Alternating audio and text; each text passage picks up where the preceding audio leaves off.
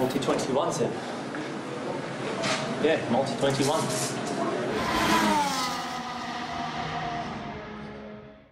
Bonjour à tous, bonjour à toutes et bienvenue dans une nouvelle émission de Multi-21. Je suis avec Louis Matelin. Salut Louis. Salut Clément, salut à tous. Et aujourd'hui, on va vous présenter le championnat de F3 qui reprend, ça y est, ce week-end à Barcelone. Avant de parler des pilotes, on va faire un petit point calendrier, puisque vous le savez, on en a déjà parlé lorsqu'on avait fait le calendrier de la F2, mais les calendriers de F2 et F3 ne seront pas en même temps cette année, ils seront sur les circuits alternés. Et si on avait dit que la F2 était sur des circuits un peu spectaculaires et qui allait donner sans doute des courses trop hasardeuses pour le championnat, là on est sur un calendrier beaucoup plus classique et qui devrait convenir à tous ces jeunes pilotes un peu fous encore en F3. Bah oui, c'est un beau calendrier. On va commencer par Barcelone, on ira au Paul Ricard, ensuite au Red Bull Ring, au Hungaroring, à Spa, à Zandvoort et on terminera aux États-Unis à Austin.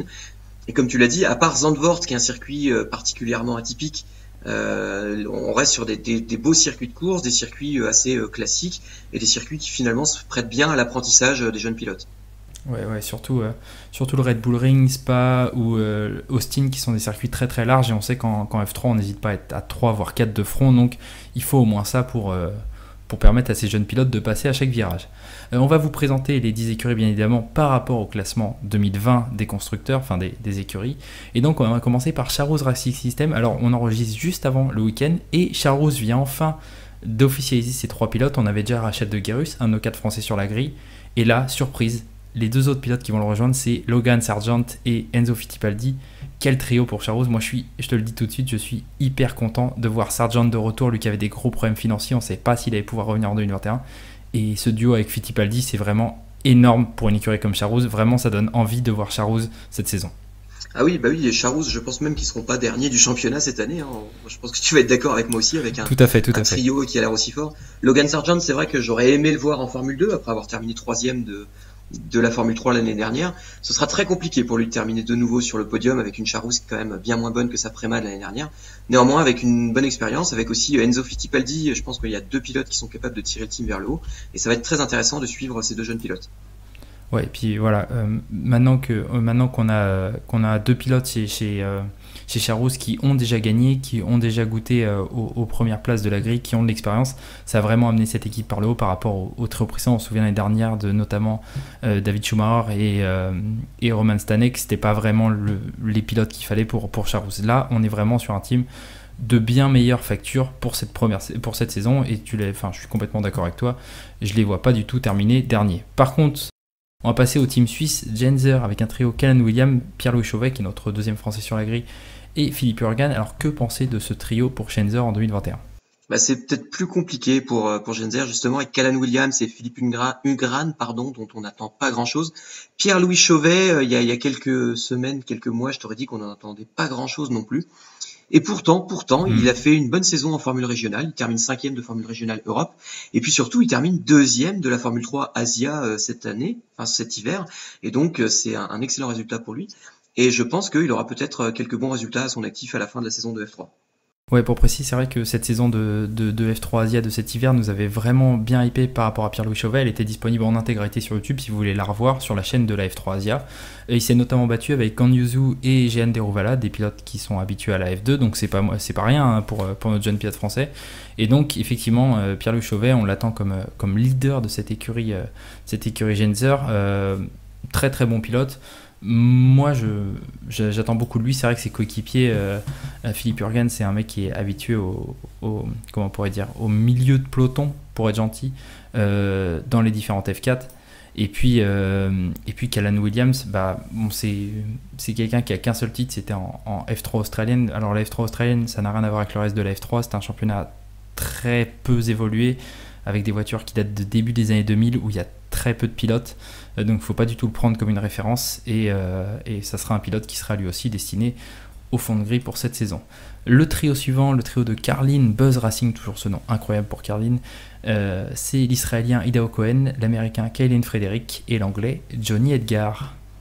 Et oui, et donc Cohen et Frédéric, de nouveau, on va pas en attendre grand-chose, hein, c'est des pilotes qui vont être destinés au fond de grille. En revanche, Johnny Edgar, c'est la future star du Red Bull Junior Team.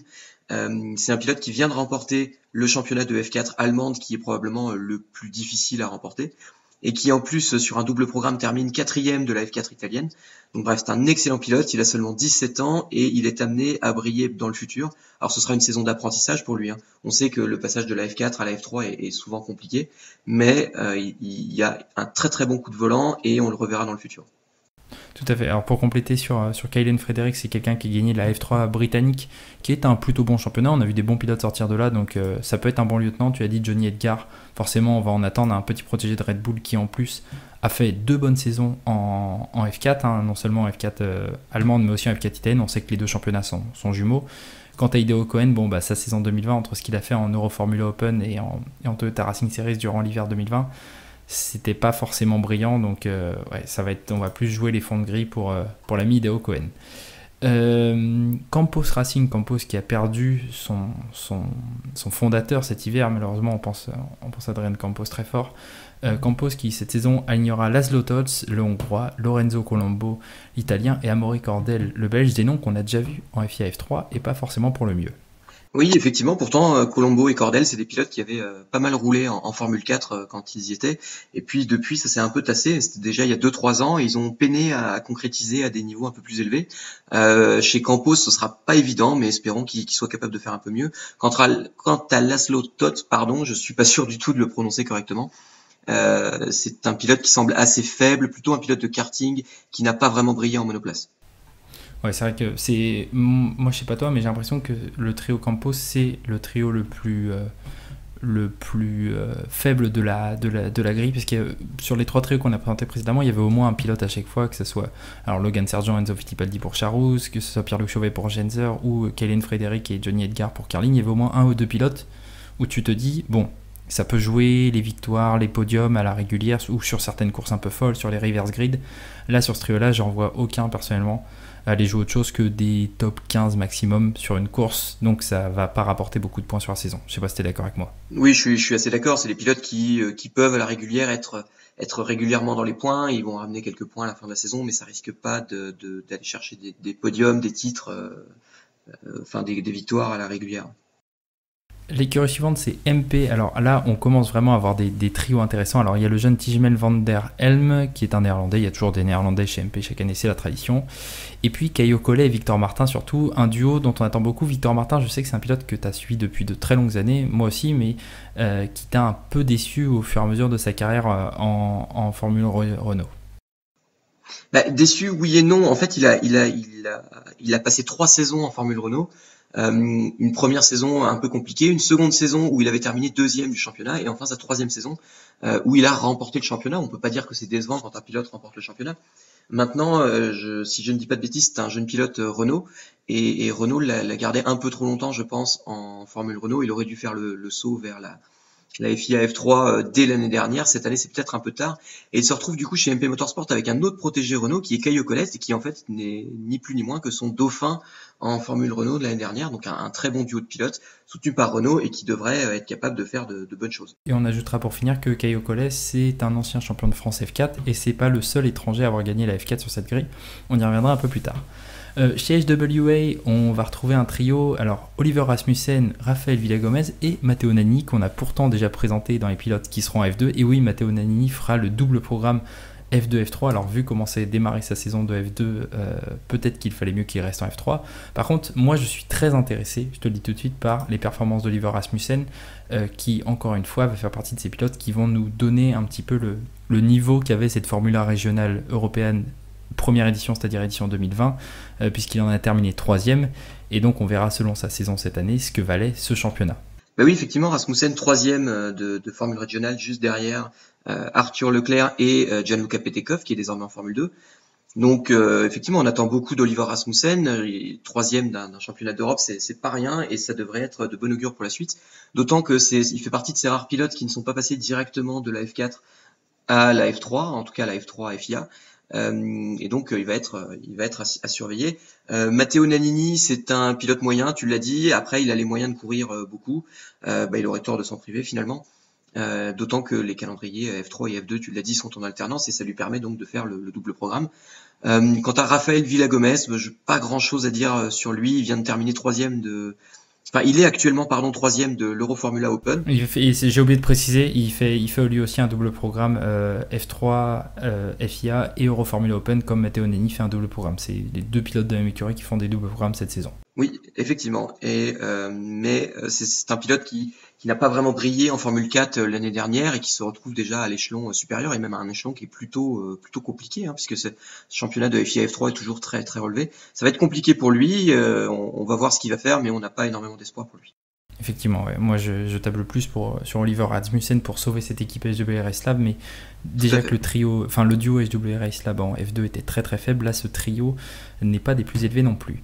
Là on va passer dans vraiment les écuries très sérieuses, même si MP et Charou c'était déjà très bien, mais là E-Tech avec un trio Jack Crawford, Ayumu Izawa, Roman Stanek. Alors Roman Stanek, on va commencer par lui, hein, le Tchèque qui était l'an dernier en FIA F3 déjà. Saison, comment pourrait-on dire, plus que moyenne, même si on ne sait pas trop du coup ce que valait cette écurie Charouz. Est-ce que c'était le pilote qui était mauvais ou la voiture, on ne sait pas, mais toujours est-il que saison très difficile avec seulement 3 points, quelque chose comme ça à l'arrivée, 3 ou 4 points. Par contre, le duo Jack Crawford, Ayumu Iwasa, c'est un duo qu'on attend beaucoup. Jack Crawford, il est défini par beaucoup comme la future star américaine. Très grosse saison l'an dernier en F4 allemande. C'est un gars qu'on voit arriver depuis quelques années, qui avait couru au Mexique en F4, aux États-Unis en F4 et qui a couru en Allemagne, en Italie, enfin qui a beaucoup couru, qui arrive avec beaucoup d'expérience cette saison, qui fera aussi un double programme avec l'Euroformula Open cette année. Et puis Ayumu Izawa, je vais te laisser en parler, mais c'est le champion de France en titre de la F4. Effectivement, c'est le champion de France en titre de la F4. C'est un pilote qui avait plutôt roulé au Japon avant, mais sans grand succès. 2 saisons en F4 japonaise et une 17e place finale. Enfin, quand je dis 2 saisons, c'est beaucoup dire, hein, puisque finalement, sur ces 2 premières saisons, il ne fait que 6 meetings en tout, ce qui est assez peu. Et l'année dernière, il débarque en France, il fait la saison complète et il devient champion. Il était aussi en F3 Asian. On a parlé tout à l'heure des pilotes qui étaient en F3 Asian. Il en faisait partie. Malgré tout, un seul podium en F3 Asian. C'est un pilote qui est déjà assez âgé. Il a 19 ans. Il va fêter ses 20 ans au cours de la saison et on a plutôt l'habitude de voir des pilotes qui ont 2-3 ans de moins.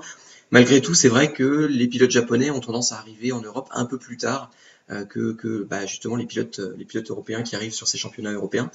Et c'est pas forcément un mal. On a vu des pilotes japonais arriver un peu plus tard et malgré tout bien performer. Il faut voir qu'il est soutenu par Red Bull lui aussi, ce qui en général est un gage de bons coups de volant.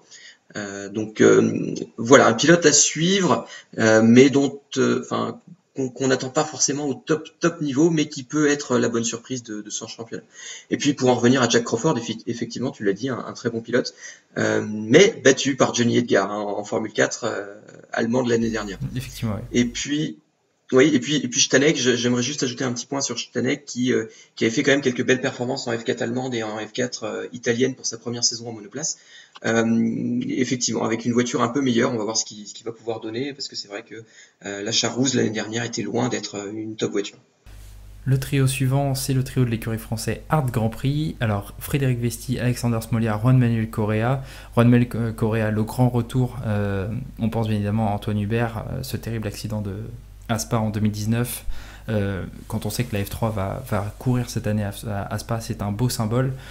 Quant à Alexander Smolia, parce que je vais te laisser parler un peu de Juan Manuel Correa après, mais Alexander Smolia et Frédéric Vesti, écoute, moi, Frédéric Vesti, comme tous ces pilotes qui sont passés par, et c'est la même chose pour Logan Sargent, comme tous ces pilotes qui sont passés par Prema en F3 et qui vont dans une autre écurie, eh bien c'est à lui de prouver maintenant, hein. Il était 4ème du championnat l'an dernier, c'était le dernier des pilotes Prema, c'est à lui de prouver dans une autre écurie qu'il peut être leader. Puis Alexander Smolia, on l'a vu très solide sur le premier meeting en Autriche, il fait pole sur le premier meeting, si je me souviens bien, ou c'est sur le deuxième, je sais plus, mais il fait une pole sur un des 2 meetings et sa course est ruinée par un adversaire. Et puis il s'est écroulé au fur et à mesure de la saison, mangé par Théo Pourchère. Là cette année, c'est à ces 2 pilotes là de montrer la voie. Le team Hart peut être pour moi très très solide si les pilotes se mettent dans le droit chemin, mais Vesti et Smoliar, c'est des pilotes que j'ai trouvé un peu friables mentalement l'an dernier. Oui, Smoliar il débutait dans ce championnat, donc on pouvait pas non plus en attendre trop de lui. Il termine quand même 11e, voilà, tu l'as dit, avec une pole, un podium, c'est plutôt pas mal. Maintenant, il était quand même dans une écurie Hart qui est censée être une des meilleures du championnat. On va attendre beaucoup plus de lui avec une saison de plus dans les jambes. Il y a fort à parier qui sera plus constant et plus rapide que l'année dernière. Quant à Frédéric Vesti, je pense que tu as tout dit, hein. On espère qu'il va être capable de confirmer. Et sinon, ça ne fera que confirmer dans nos esprits que la Prema est vraiment la meilleure voiture et Prema est vraiment la meilleure écurie. Et que quand on a une Prema, c'est assez facile finalement de terminer dans le top 5 du championnat. Facile entre guillemets, parce que encore une fois, ce sont tous de très bons pilotes, mais il y a moins besoin de faire la différence sur le pilotage quand on a une Prema. Et puis Juan Manuel Correa, je vais passer rapidement dessus, mais on est très content de le voir de retour dans une monoplace. Ça fait plus d'1 an et demi qu'il n'a pas couru. Ça a été très très compliqué pour lui cette convalescence. Ça a été très lent et il est enfin de retour. Maintenant, je doute fort qu'il sera à son meilleur niveau. J'ai vraiment de gros doutes sur son niveau après un gros accident et en étant resté aussi longtemps en dehors des circuits. Maintenant, voilà, un peu finalement comme Kubica en Formule 1, c'est surtout le retour qui est beau. Et finalement, là, je pense que les résultats vont passer au second plan. Effectivement, ouais. Et pour Juan Manuel Correa, il ne faudra pas juger sur les 2-3 premiers meetings parce que tu l'as dit, hein, il y a un énorme manque de repères. Forcément, il y a aussi l'appréhension, c'est tout à fait normal. Et c'est à partir de la mi-saison où on pourra voir peut-être un Juan Manuel Correa plus proche de ses performances qu'il avait menées en F2 en 2019. Un des deux teams italiens cette saison, Trident, qui va engager Jack Doohan, le français Clément Novala, qui courait depuis quelques saisons sous bannière britannique mais qui revient sous bannière française, et David Schumacher, encore un ancien pilote Charros décidément. Je vais te laisser parler de ce trio et notamment de Jack Doohan, qui est un pilote que tu apprécies beaucoup. Oui, j'aime beaucoup Jack Doohan, qui est un jeune pilote australien, donc le fils de Mick Doohan, hein, c'est un nom qui te dit peut-être quelque chose. C'était un petit pilote moto, je crois, à une époque, oui, un petit niveau, quelques titres, à peu près toute une main de titres. Voilà, c'est très peu. Très peu donc. Et curieusement, son fils a préféré se diriger vers les 4 roues plus que les 2 roues. C'est un jeune pilote Red Bull qui a été très convaincant jusqu'à l'année dernière.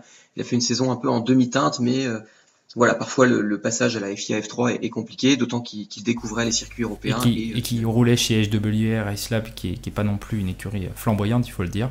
Exactement. Et si Trident est une écurie pas terrible en Formule 2, c'est quand même une assez bonne équipe en Formule 3. Et avec une saison d'ancienneté maintenant, il va être capable, je pense, de faire quelques bons résultats. Tout comme son équipier Clément Novala, qui nous avait montré quelques bons résultats l'année dernière, qui a fait quelques bonnes courses. Et peut-être qu'avec un peu plus d'expérience, il va être lui aussi capable de faire quelques bons résultats. Je sais pas ce que tu en penses. Ouais, tout à fait. Surtout que Clément Novala, on l'avait dit, hein, lors de la présentation l'an dernier, il avait été très très bon sur ces dernières saisons, notamment sur les 2 saisons précédentes, donc notamment sa saison couronnée en F3 britannique en 2019. L'an dernier, c'est la même chose que pour Jack Doohan avec HWA. Clément Novala qui était chez Carlin, qui on l'a déjà dit, n'est pas une des meilleures écuries de F3. Là, il arrive chez Trident, excellente écurie l'an dernier, et ce duo là, moi je trouve Jack Doohan, Clément Novala, c'est un duo très complémentaire qui peut vraiment apporter beaucoup de choses à l'écurie. Et justement, quand tu vois ce duo là qui a su faire quand même quelques belles perfs et qu'on a vu s'illustrer l'an dernier malgré des voitures plutôt anonymes, moi ça me fait d'autant plus peur pour David Schumacher qui lui a passé une saison 2020 fantomatique et qui je sais pas quoi en penser pour 2021. Non, moi je suis assez inquiet aussi pour David Schumacher. Je ne pense pas le voir jouer des victoires cette année, mais sait-on jamais, peut-être qu'il marche sur le même mode de fonctionnement que son cousin Germain, et avec un Mick Schumacher qu'on a vu souvent en perdition lors de ses premières saisons et puis gagner lors de ses secondes saisons dans les disciplines où il est passé avant la Formule 1. Donc qui sait, peut-être la même chose pour David Schumacher. En tout cas, j'ai quand même un peu de mal à y croire. Et on verra ce qui se passe par la suite. Tout à fait. Et puis pour terminer, Prema les champions en titre, Prema ceux qu'on va voir encore se battre pour le titre, comme chaque année. Prema qui cette année va engager un trio Denis Sauger, Arthur Leclerc, Oli Cadwell. Alors moi je suis très sceptique sur la signature d'Oli Cadwell, je trouve que c'est un peu donner de la confiture à des cochons que de lui donner une Prema. Par contre le duo Arthur Leclerc, Denis Sauger, on l'avait dit l'an dernier, excellente saison 2019. On rappelle qu'en 2019, Denis Sauger c'était un des 2 pilotes phares de la F4 avec un certain Théo Pourchaire. Voilà, tout est dit. L'an dernier chez E-Tech, il fait une très mauvaise première saison, mais c'est des saisons rookies, ça passe ou ça casse, c'est comme ça. Pour les saisons rookies, on peut pas trop critiquer. Là cette année, il va se remettre dans le droit chemin. il a la bonne voiture. Là, cette saison, ça doit être lui qui doit aller chercher ce titre. Ah oui, oui, sans aucun doute, c'est mon grand favori, en tout cas pour le titre, Denis Sauger. Alors en général, quand je donne un favori pour le titre, il finit lamentablement sa saison, mais cette année, je crois vraiment que Denis Sauger est capable d'aller chercher le titre. Il aura quand même des difficultés face à Arthur Leclerc, qui est un protégé Ferrari et qui a fait une bonne saison en Formula régionale, qui commence à avoir une bonne expérience, et puis qui a, je pense, de bons gènes, hein, puisque c'est le frère de Charles Leclerc. Et donc, on peut espérer voir Arthur Leclerc briller lui aussi. Quant à Oli Caldwell, bah, tu as tout dit, il n'a jamais été convaincant partout où il est passé. C'est un peu bizarre de le retrouver dans ce top team. Il y avait tellement de pilotes qui auraient mérité peut-être plus que lui ce volant Prema. Maintenant, voilà, il a la Prema en main. À lui d'en faire bon usage et de nous montrer que c'est possible de réussir. Et je rajouterais juste sur Arthur Leclerc que malgré le fait qu'il est rookie dans ce championnat de FIA F3, l'an dernier en Formule Régionale Europe, il roulait déjà pour Prema, donc s'il n'y a pas beaucoup de changements dans la structure, il connaît tout le lieu et il n'y aura pas de temps d'adaptation, il peut être très performant tout de suite. On va essayer de quand même donner un pronostic. Alors on disait en antenne qu'il y avait quelques pilotes qui se détachaient du lot. On a cité Denis Sauger, on a cité Jack Doohan, on a cité Frédéric Vesti, on avait cité Caio Collet aussi, pourquoi pas Logan Sargent, qui étaient des pilotes qui pouvaient se battre pour le titre. Maintenant, et Johnny Edgar. Et Johnny Edgar, n'oublions pas Johnny Edgar, tu fais bien de me le rappeler. Maintenant, il me faut, mon cher, un favori, un champion à la fin de cette saison de F3. Alors, si tu me demandes juste un champion, pour moi c'est facile, ce sera Denis Sauger. Si je dois compléter le podium, là ça devient plus compliqué. J'aurais quand même envie de mettre Jack Doohan, Frédéric Vesti aussi probablement, et ça ne me laisse plus de place pour Caio Collet et Johnny Edgar. Mais oui, bon, sont mes favoris. Enzo Fittipaldi aussi probablement peut faire de bonnes choses. Mais si je dois retenir un trio, disons Denis Sauger, Jack Doohan et Caio Collet. Écoute, je vais partir sur Denis Sauger, Jack Doohan et Frédéric Vesti. Ça me ferait plaisir aussi que Frédéric Vesti se batte pour la victoire. Ça voudrait dire qu'il n'y a pas que la Prema qui faisait qu'il était bon. Après, voilà, bon, je pense qu'on est plutôt d'accord pour dire que de toute façon, ça sera très compliqué que le titre échappe à Prema cette année. L'an dernier, on avait un Théo Pourchaire qui nous a fait croire à ça, mais sur une saison extraordinaire. Pas sûr qu'on ait un pilote qui puisse faire la même saison cette année, on verra. Mais en tout cas, bon, on va pas se le cacher, ça sera quand même des courses extraordinaires. La FIA F3, c'est quand même magnifique chaque année. Et puis on encouragera bien évidemment nos 4 Français. On le rappelle, 4 Français cette saison. La numéro 5 de Clément Novalak chez Trident, la numéro 27 de Pierre-Louis Chauvet chez Genzer. On aura la numéro 17 de Victor Martin chez MP Motorsport et la numéro 31 de Rachad de Guerus chez Charouz. Donc 4 pilotes français à supporter et puis tout un plateau de jeunes pépites à voir. Ça va être très sympa comme saison. Ça va être très sympa, et puis en plus parmi ces 4 pilotes français, il y en a 3 qui ont quand même un bon niveau et qui sont capables de, je pense au moins d'aller chercher des podiums à la régulière si ils sont dans un bon jour. Ce sera plus compliqué pour Rachad Desgerus que je vois un peu moins bien comme un pilote capable d'aller chercher des bons résultats.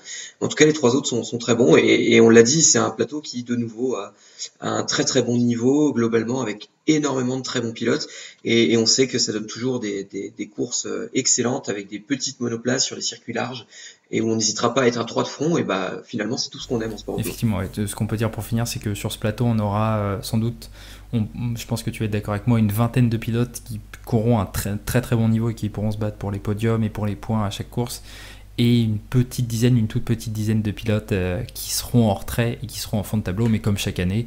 Et il faudra plus se concentrer sur les 20 pilotes de devant, mais 20 pilotes pour faire la course, ça suffit largement et ça nous satisfera.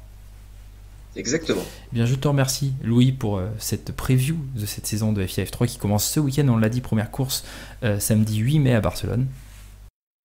Mais oui, merci à toi et puis merci à tous de nous suivre, vous êtes de plus en plus nombreux, on se répète un peu mais ça nous fait vraiment plaisir.